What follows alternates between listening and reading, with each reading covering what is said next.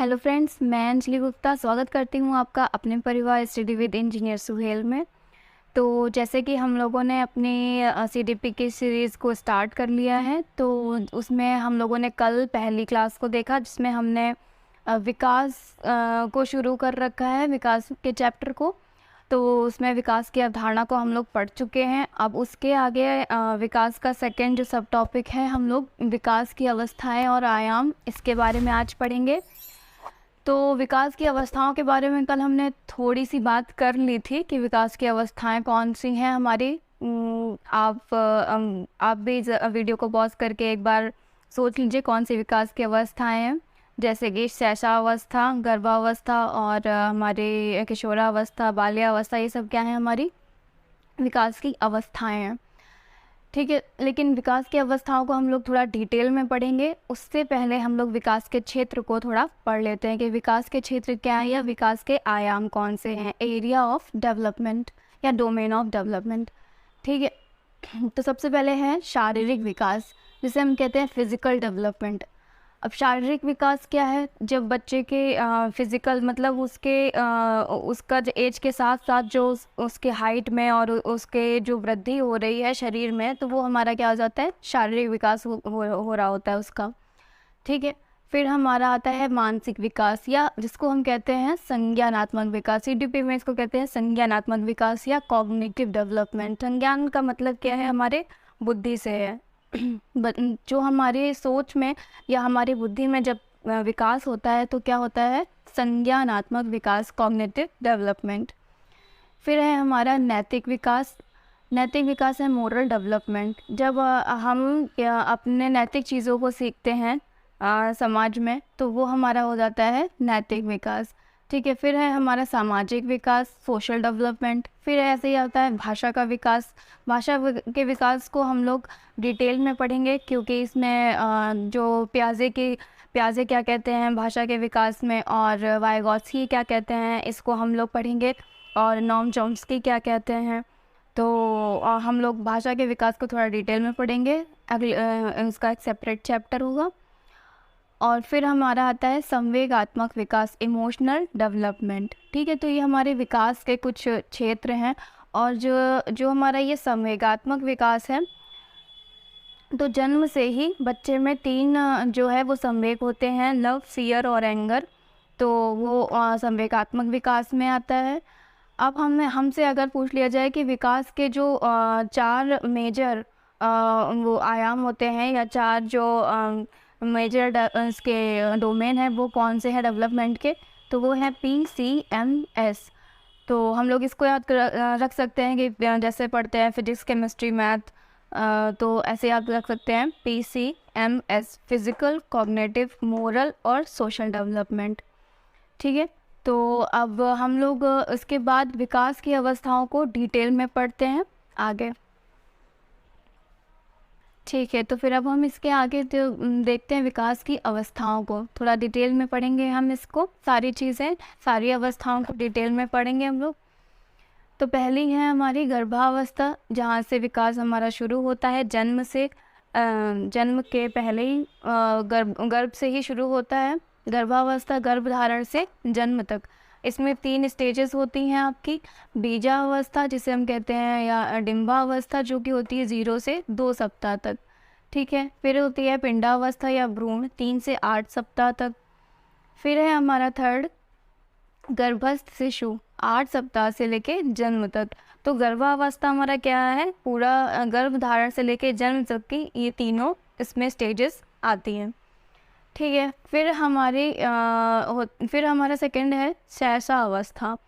जन्म हमारा हो गया बच्चे का। ठीक है, और उसके बाद है हमारा शैशवावस्था, जिसमें जन्म से लेके 2 वर्ष तक के बच्चे हैं। कहीं कहीं इसमें दे देते हैं जन्म से लेके 6 वर्ष तक को शैशवावस्था कहते हैं। तो वो आप ऑप्शंस देख के उसको हम लोग डिसाइड करते हैं। एक ही चीज़ दी होगी, या तो जन्म से लेके 2 वर्ष तक, या फिर जन्म से लेके 6 वर्ष तक, तो उसको शैशवावस्था कहते हैं। तो वो उन दोनों में से कोई एक ही ऑप्शन आपको मिलेगा उसमें।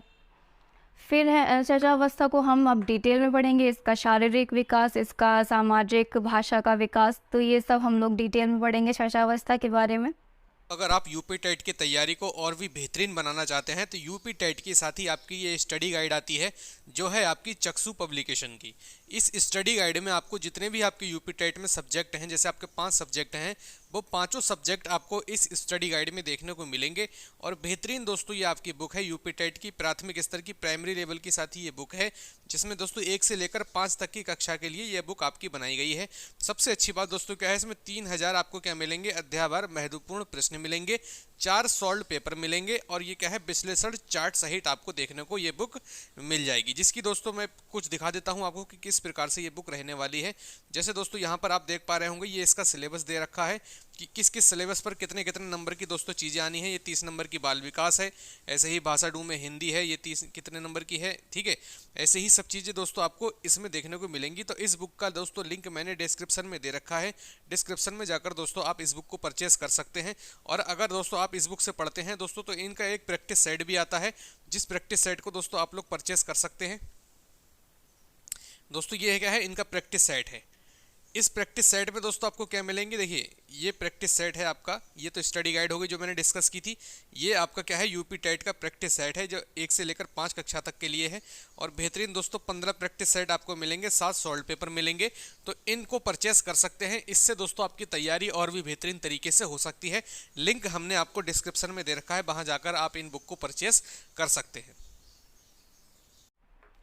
ठीक है, तो पहले आ जाती है हमारी शारीरिक विकास। ठीक है, इसका फिजिकल डेवलपमेंट, शैशवावस्था का। शैशवावस्था के शारीरिक विकास क्या कहता है, इसमें बच्चे का शारीरिक विकास बहुत तेज गति से होता है। हम देखते हैं कि बच्चा जब जन्म होता है बच्चे का, तो उसके बाद कुछ महीने तक बहुत तेज़ी से बढ़ता है बच्चा, ठीक है ना। बहुत तेज़ी उसमें दिखाई देती है उसके विकास में। बालक अपनी संवेदनाओं के माध्यम से वातावरण में अंतःक्रिया करता है। अब जो जिस बच्चे का जन्म हुआ है, तो वो शुरुआत से ना तो उसे शब्द पता होते हैं, ना ही उसे बोलना आता है। तो वो कैसे अपनी बात को कहेगा, या उसे भूख लगी है या जो भी है तो वो कैसे बताएगा। संवेदनाओं से ना रो कर बताएगा कि उसको क्या चाहिए, उसको किस चीज़ की ज़रूरत है। तो बालक अपनी संवेदनाओं के माध्यम से वातावरण में अंतःक्रिया करता है कि मुझे इस चीज़ की ज़रूरत है, मुझे ये चाहिए, रो के बताता है। ठीक है, फिर नेक्स्ट पॉइंट, 2 से 3 माह में सिर व हाथों को उठाना। बच्चा क्या होता है, 2 से 3 माह में अपने सिर को जो है उठाने लगता है, ठीक है, हाथों को उठाने लगता है, हलचल करने लगता है बच्चा। ठीक है, फिर है हमारा नेक्स्ट पॉइंट, 4 माह में पलटना और 6 माह तक बिना सहारे के बैठ सकता है। 6 माह तक क्या हो जाता है, 6 मंथ का जब बच्चा होता है तो वो धीरे धीरे बैठना शुरू कर देता है बिना सहारे के, 6 माह तक। फिर है 7 से 10 माह में रेंगना। बच्चे स्टार्टिंग में चलते तो है नहीं, वो घुटनों के बल रेंगते हैं या सरक सरक के शुरू में चलते हैं, उसके बाद घुटनों पे चलते हैं, पहले क्या करते हैं, रेंगते हैं। तथा 10 माह के बाद पहला कदम रखता है। ठीक है, वो अपने 10 माह में पहला कदम रखता है या खड़ा होना शुरू कर देता है।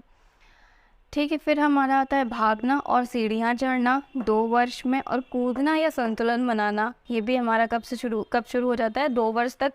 अब ये थोड़ा बच्चे पे भी डिपेंड करता है कि वो कैसा लर्नर है, जल्दी चीज़ों को सीखता है या थोड़ा स्लो लर्नर है, तो ये उस बच्चे पे भी डिपेंड करता है। तो ये चीज़ें अप्रॉक्स में रहती हैं कि मतलब थोड़ा बहुत आगे पीछे हो सकता है, लेकिन इसे हम कह सकते हैं कि कूदना या संतुलन बनाना, तो ये सब चीज़ें थोड़ी बहुत वेरी कर सकती है, लेकिन अप्रॉक्स यही देखा जाता है कि 2 वर्ष तक बच्चे जो हैं वो थोड़ा बहुत भागने लगते हैं और सीढ़ियाँ चढ़ने लगते हैं पकड़ पकड़ के जैसे।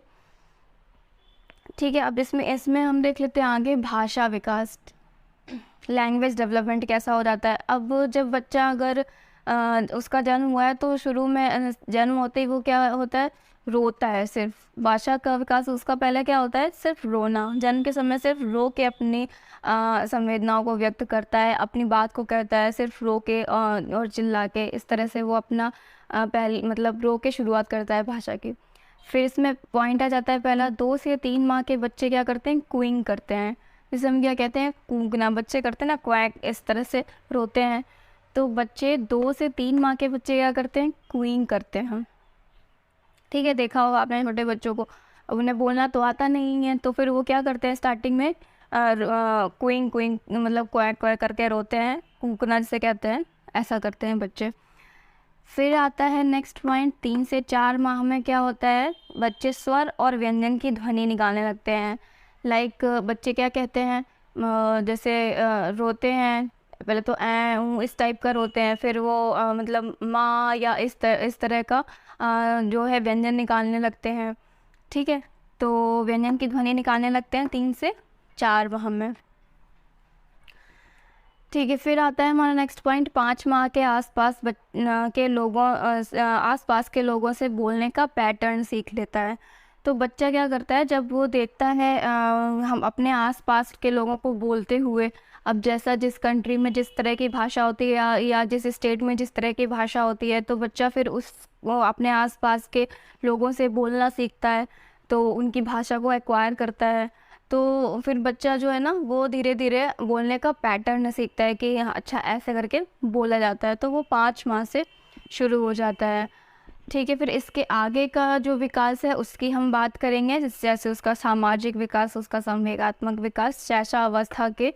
तो आप इसका स्क्रीनशॉट ले लीजिए, फिर इसके आगे हम कंटिन्यू करते हैं। ठीक है, तो अब इसके आगे हम शैशवावस्था के सामाजिक विकास की बात करेंगे, उनके सोशल डेवलपमेंट कैसा होता है उनका, कैसे उनका सोशल डेवलपमेंट शुरू होता है। तो बच्चे रुचि, अरुचि और घृणा, खुशी आदि प्रारंभ से ही प्रदर्शित कर सकते हैं। तो बच्चे शुरू में करते क्या है, जब शैशवावस्था में होते हैं तो वो क्या हंसते हैं, रोते हैं, इस तरह से अपने संवेदनाओं को प्रकट करते हैं, अपने इमोशंस को प्रकट करते हैं इसी तरह से। सामाजिक मुस्कान 2 माह, ये थोड़ा इम्पॉर्टेंट है आपका, जो पूछा जाता है कि जो पहली हमारी सोशल स्माइल होती है, सोशल स्माइल हमारी 2 माह से शुरू होती है।